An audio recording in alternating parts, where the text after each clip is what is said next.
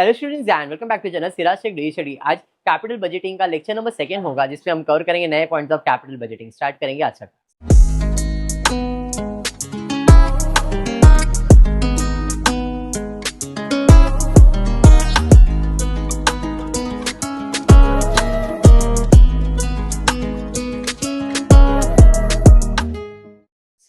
चलिए, in the previous lecture हमने capital budgeting start किया था, जिससे मैंने आपको पढ़ाया था payback period. Payback period मतलब कितने टाइम में हमारा पैसा रिकवर होगा। अगर आपको याद होगा तो कैश इनफ्लो दिया था, टोटल करते थे कितने साल में रिकवर करते थे, और एक सम किया था नेट प्रॉफिट मेथड वाला। बराबर है। चलिए आज देखते हैं क्या है। जो सम करवा रहा हूँ ये आपकी टेक्स्ट बुक में आपको नहीं मिल रहा है, मनन प्रकाशन के अंदर, बट ये सारे सम्स आपको मिलेंगे विपुल पब्लिकेशन के अंदर। फिर एकदम क्लियर इंस्ट्रक्शन दे रहा हूँ, एफएम का पेपर जो सेट होता है ना, वो विपुल पब्लिकेशन से सेट होता है। एफएम फाइनेंशियल मैनेजमेंट का पेपर विपुल पब्लिकेशन के क्वेश्चन से सेट होता है। तो मैं मनन का भी सम करवाऊंगा और विपुल का भी करवा रहा हूँ लेक्चर्स में। मनन एंड विपुल बोथ। अभी जो सम आप कर रहे हो ये विपुल पब्लिकेशन की बुक का है, ठीक है। जब मनन का रहेगा तो मैं हेडिंग डाल दूंगा मनन प्रकाशन का है, ठीक है। तो आप अगर आपके मनन में ढूंढ रहे हो सर ये सम दिख ही नहीं रहा है, तो मनन के अंदर ऐसे कंसेप्ट वाइज नहीं गए, और लगने लिमिटेड एक ही वो कंसेप्ट डाल दिया, खत्म कर दिया, गिन के 7-8 पेज के अंदर सम पूरा टॉपिक खत्म करवा दिया। बट विपुल में देखोगे तो ये कम से कम 25 से 30 पेज का लेसन है खाली इसके ऊपर, मतलब सम्स बहुत दिए हुए। इसलिए मैं विपुल के ही सम्स करवा रहा हूँ। 90% पेपर सेट करते वो लोग विपुल से ही करते हैं, एकदम क्लियरली बोल रहा हूँ। इसके लिए हम विपुल के ही सम सॉल्व कर, ओके है। तो आप ढूंढोगे नहीं मिलेगा आंसर ये कौन से बुक का है, तो मैं एकदम क्लियर इंस्ट्रक्शन दे रहा हूँ। स्टार्ट करता हूँ। क्या फाइंड करना है? पे बैक पीरियड। बट क्वेश्चन में कैश फ्लो नहीं देके नेट प्रॉफिट दिया हुआ है। Profit before depreciation, depreciation calculate कर दिया है। प्रॉफिट आफ्टर डेप्रिसिएशन देखो, 40 में 10 माइनस करोगे तो 30। टैक्स 50% भी कैलकुलेट करके दिया है, तो मुझे मिल जाएगा net profit 80 AD after tax after depreciation. कितना? 30,000 में 15,000 माइनस करूंगा मैं, 15,000 आ जाएगा। अरे हाँ, 50 में 25 माइनस करूंगा, 40 में 20 माइनस करूंगा, 40 में 20 माइनस। डन है इतना। मुझे चाहिए होता है net profit after tax but before depreciation. इसका मतलब डेप्रिसिएशन ऐड करना पड़ेगा। दिया हुआ है 10,000, ऐड करूंगा तो 15 और 10, 25 और 10, 20 और 10, 20 और 10। ये हो गया कैश इनफ्लो। मुझे कितना पैसा इन्वेस्ट किया मैंने? 1 लाख रुपए इन्वेस्ट किया है, तो 1 लाख रिकवर करना। तो पहले साल में तो 25, 35, 90, 1,20,000, 12,000 नहीं, 1,20,000 बराबर है। अब 1,20,000 हुआ है, जबकि मुझे चाहिए कितना था? 1 लाख। तो मेरा आंसर जो है वो इस और इसके बीच में, मतलब 3rd और 4th ईयर के बीच में। तो पे बैक पीरियड का फॉर्मूला है 3 इयर्स, तो फिक्स है। 90 हो गया, और कितना चाहिए? 10,000। 10,000 डिवाइड बाय कैश इनफ्लो कितना इधर है? 30 इंटू 12। अरे समझा? 10 डिवाइड बाय 30 इंटू 12 कर दोगे, कितना आ रहा है? देखो कितना, 3.9 है, मतलब ऑलमोस्ट 4 मंथ्स बोल सकता हूं मैं। तो 3 ईयर 4 मंथ बोलो, समझा? ये 3.9 मतलब इतने मंथ्स। क्लियर है सम? पिछले क्लास में ऐसे ही किया था आपने। बढ़ते हैं नेक्स्ट सम की तरफ। छोटे छोटे सम्स है, ज्यादा टेंशन मतलब, पहले कंसेप्ट वाइज ही जा रहा हूं। पे बैक पीरियड, फिर पे बैक प्रॉफिटेबिलिटी, हर फॉर्मूले के हिसाब से लूंगा, तुम्हारा कंसेप्ट अच्छे से क्लियर रहेगा। नेट कैश आउटले, आउटले मतलब कितना पैसा लगने वाला है। कितना पैसा लगने वाला है? कितना? और इनफ्लो दिया हुआ है 5 साल का, 9, 12, 8, 4, 5। बेसिक है, 5 साल का इनफ्लो दिया हुआ है। 9, 12, 8, 4, 5। 9 + 12 21,000, 29,000, 33 एंड 38। मुझे कितना चाहिए? 30। तो इन दोनों के बीच में आंसर है, मतलब 3 और 4 के बीच में आंसर आ जाएगा। 3rd ईयर तो फिक्स है। इधर कितना हो गया? 29। कितना चाहिए? 1,000 चाहिए। और इस साल आया कितना है?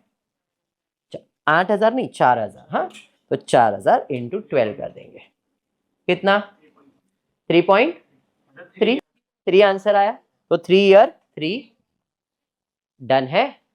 चलिए बढ़ेंगे नेक्स्ट, वेरी इंपॉर्टेंट कंसेप्ट बदल जाएगा। अब पे बैक पीरियड ही है बट थोड़ा सा कंसेप्ट इज डिफरेंट। पे बैक पीरियड ही पूछा है, देखो पे बैक में ही वैरायटीज दे रहा हूं, पहले कैश इनफ्लो वाला था, फिर एक नेट प्रॉफिट वाला करवाया, बराबर है। इधर और एक नया कंसेप्ट आ गया, प्रॉफिट मेथड यही है भी बट प्रेजेंटेशन थोड़ा सा अलग है। Mimosa company limited has invested in the machine ₹9 lakh, so cash outflow है। Following details are estimated. Kalpana, what is this? म्हणजे वो नहीं पता। रिट्रेचमेंट का मतलब होता है काम से निकाल दिया, तेरी जरूरत नहीं है, टूट गया दिल, क्या करेंगे? अभी मालूम पड़ा, ब्रेकअप। क्यों नहीं चाहिए हमको? 4 लोग थे हमारे पास, नहीं चाहिए, एक ही बस है। इसका मतलब अर्चिता, हमने रिट्रेचमेंट कर दिया स्टाफ का, नको, बराबर, फक्त तो एक हवा है, बस समझ में आ गया, वेरी गुड। तो 4 नको मला, फक्त एक है। रिट्रेचमेंट का मतलब भाई साहब निकाल दिया। अब जब निकाला मैंने श्रावणी, तो मतलब पैसा बचेगा।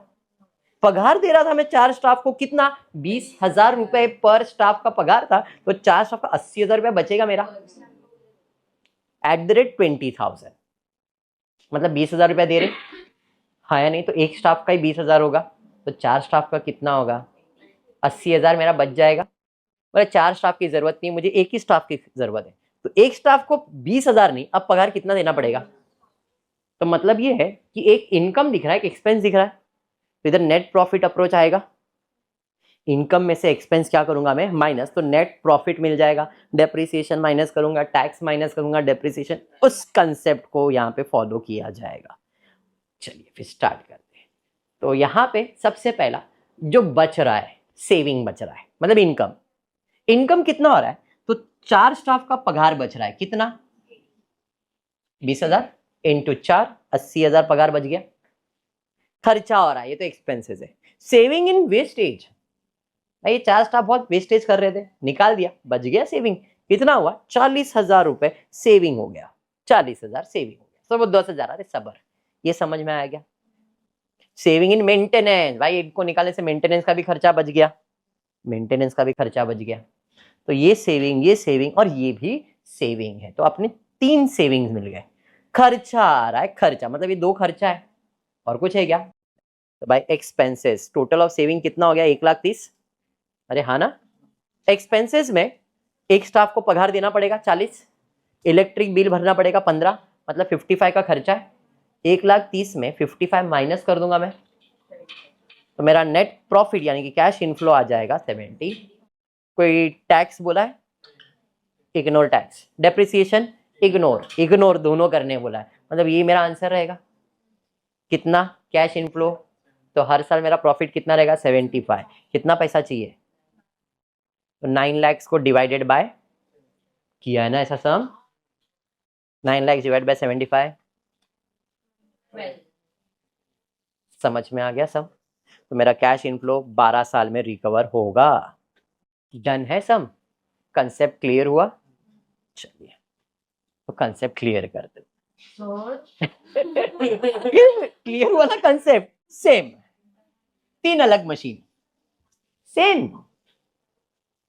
Excel Company Limited is considering a new machine for immediate expansion program. There are 3 types of machine in the market for this purpose. The details are given. Cost दिया तीनों का, मतलब ये आउटफ्लो हो गया। Estimated saving, additional cost, estimated saving, additional cost, life machine important नहीं है, tax. अभी किया था सेविंग वाला सम। चलिए सेविंग में स्क्रैप का सेविंग कितना हो रहा है? इसका 400, इसका 750, इसका 250, सेविंग हो गया। तो पहले सेविंग निकाल रहा हूं। अरे हाँ, estimated saving direct wages per year में भी सेविंग होगा। 2750, 6,000, 2,250, सिंपल है। दिशा पुढे जाता है। एडिशन, सर ये तो खर्चा दिख रहा है, खर्चा है ना, सेविंग में आएगा क्या? Expected saving of indirect material 100-250। Sir ये भी खर्चा, ये भी खर्चा, खर्चा है मतलब इतना ही है। 2500 3250 6750 2570 2750 बराबर है। एक्सपेंसेस पे आते हैं। एडिशनल एक्सपेंसेस में इनडायरेक्ट मटेरियल 400 का खर्चा है, फिर एडिशनल कॉस्ट ऑफ मेंटेनेंस 750 550 500 बराबर ना। एडिशनल कॉस्ट ऑफ सुपरवाइजर 800 रुपया एक को ही आ रहा है। लाइफ ऑफ मशीन इंपॉर्टेंट नहीं है। टैक्स कितना परसेंट है? 40%। डेप्रिसिएशन कॉस्ट मालूम है, लाइफ मालूम है, तो हम डेप्रिसिएशन भी फाइंड कर सकते हैं। अभी के लिए इतना समझ में आया, तो टोटल ऑफ एक्सपेंसेस ले लेते हैं। एक्सपेंसेस ठीक है, income minus expense, income minus expense, income minus expense. 2500 5000 2250। अब इसमें हम माइनस करेंगे डेप्रिसिएशन। कितना? तो इसका कॉस्ट कितना है? 17,500 और इस मशीन का एस्टिमेटेड लाइफ कितना है? 10 साल। तो 17,500 डिवाइड बाय 10 करोगे 1750 आ जाएगा। स्क्रैप वैल्यू कहाँ है? दिया है क्या? नहीं तो डेप्रिसिएशन का फॉर्मूला है original cost minus scrap value upon estimated life. Scrap value नहीं था इसलिए डायरेक्ट लिखा मैंने। 12,500 डिवाइड बाय 6 लाइफ दिया है, तो 12,500 डिवाइड बाय 6 करो 2083। 9,000 डिवाइड बाय 5 कर दोगे 1800। माइनस कर सकते हैं अपन, तो माइनस कर देंगे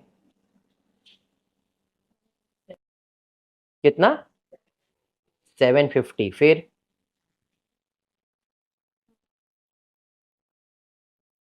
2917 एंड 450। टैक्स कितना बोला है? 40%। किसका? 750 का। 750 का 40%, 2917 का 40%, 1167 कर दिया, और 450 का 1। टैक्स माइनस कर देंगे तो नेट प्रॉफिट आफ्टर टैक्स मिल गया बराबर है। इसके अंदर हम क्या करेंगे? डेप्रिसिएशन ऐड करेंगे। ये समझा? सेम डेप्रिसिएशन ऐड करेंगे आफ्टर टैक्स डेप्रिसिएशन। तो ये मेरा मिल गया मुझे net profit after tax before depreciation. अब पेबैक पीरियड फाइंड करना है, तो प्रॉफिट कितना होने वाला है? को 2200। पैसा कितना लगा है? 17,500। तो कितने साल में रिकवर होगा? तो पेबैक का वही फॉर्मूला। ए के लिए कितना? 17,500 डिवाइड बाय 2200 कितना ईयर? 7.95। ऑलमोस्ट 8 साल लगने वाला है इसको रिकवर करने। 3883 और पैसा कितना लगा है? 12,500। तो 12,500 3883 से डिवाइड करेंगे, 3 साल 2 महीने में रिकवर हो जाएगा। अरे हाँ, इधर नहीं बेटा, नहीं अलग अलग आया। अच्छा देखो बराबर, नहीं उसको कुछ अलग आया। डन है, पे बैक पीरियड समझ में आ गया। On the basis of profitability statement and according to the payback period, the management is advised to purchase machine B since it has lesser payback period. कम से कम इधर 3 साल में पैसा रिकवर हो जाएगा, 8 साल में पैसा रिकवर होगा, 4 साल में रिकवर होगा। तो कम से कम पैसा कितने जल्दी रिकवर हो रहा है, वही प्रोजेक्ट हम एक्सेप्ट कर लेंगे। इतना पैसा लगा कि अपने 3 साल में रिकवर हो रहा है भाई, वो लगा लो। हाँ या नहीं? अब प्रॉफिट भी देखने जाओ तो उसमें ज्यादा प्रॉफिट भी मिल रहा है। अरे समझ में आया क्या? कंसेप्ट क्लियर है?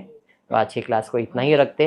होपफुली वीडियो पसंद आए तो प्लीज़ वीडियो को लाइक कर देना, फ्रेंड्स ग्रुप में शेयर करना, चैनल को सब्सक्राइब करना। Thank you for watching the video.